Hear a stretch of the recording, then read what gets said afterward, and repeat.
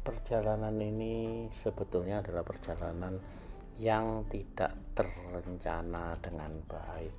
Sebetulnya saya mau ke Banda Neira, tapi ternyata pesawatnya mahal juga. Kemudian harus transit di Ambon, sedangkan dari Ambon menuju Banda Neira itu uh, lewat atau pakai pesawat perintis yang tidak bookingnya tidak bisa secara online, harus booking langsung lewat kantornya di sana. Sedangkan coba kita hubungi ternyata sulit, malah tidak terkonek, jadi kita tidak punya kepastian kapan bisa. Nah, padahal flight dari Ambon ke Banda Neira itu tidak setiap hari, jadi kita dengan jadwal yang tidak menentu, kita tidak mau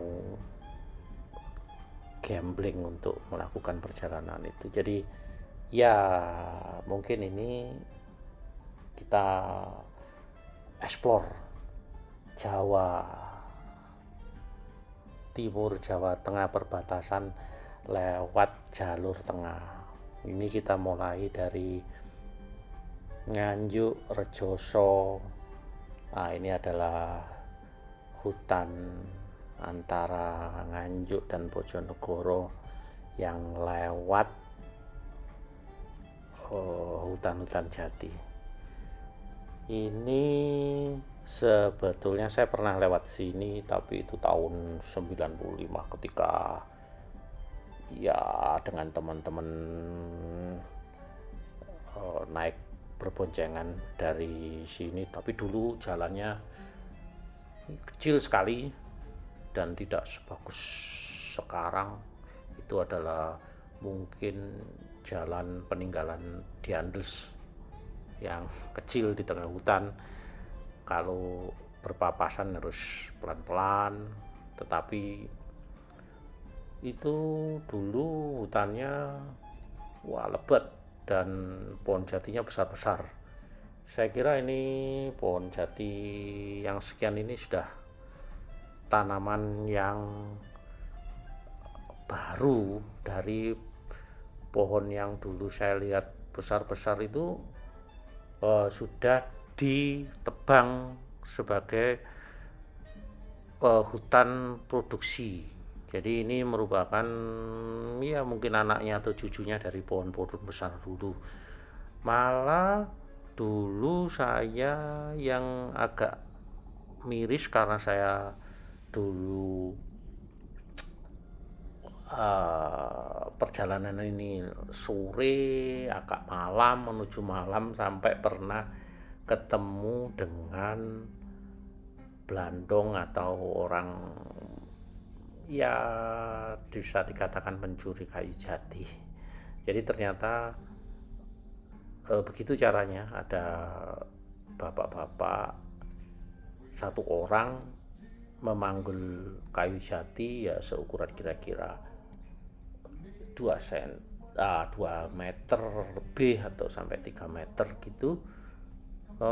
Dia cuma pakai celana pendek dan sangat cepat menyeberang jalan ini dulu.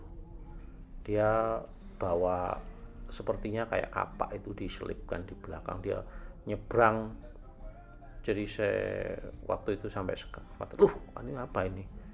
Ternyata orang bawa jati, dan saya kira itu pasti sesuatu yang ilegal karena pertama ngambilnya dari tengah-tengah hutan, yang kedua dia bukan petugas, pastikan ini adalah hutan jati produksi yang punya pegawai perhutani yang mau membuka lahannya, atau pasti sesuatu itu lewat prosedur, tidak begitu itu ya pasti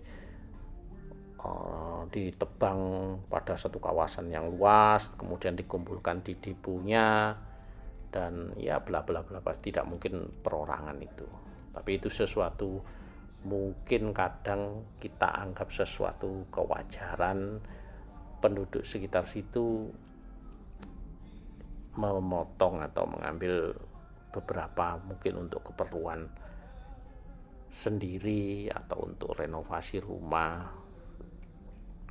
Ya, itu sesuatu yang mungkin benar tidak benar, tapi ya ada beberapa yang melakukan begitu. Jadi kalau kita bernostalgia perjalanan ini di musim kemarau, jadi kelihatan hutan jati meranggas, rumput-rumput nampak kecoklatan karena tidak ada daun yang mulai trubus menghijau, semuanya serba coklat kering karena sudah lama hujan belum datang di sini. Kalau toh hujan datang memang air cepat terserap karena tanah cukup porus dan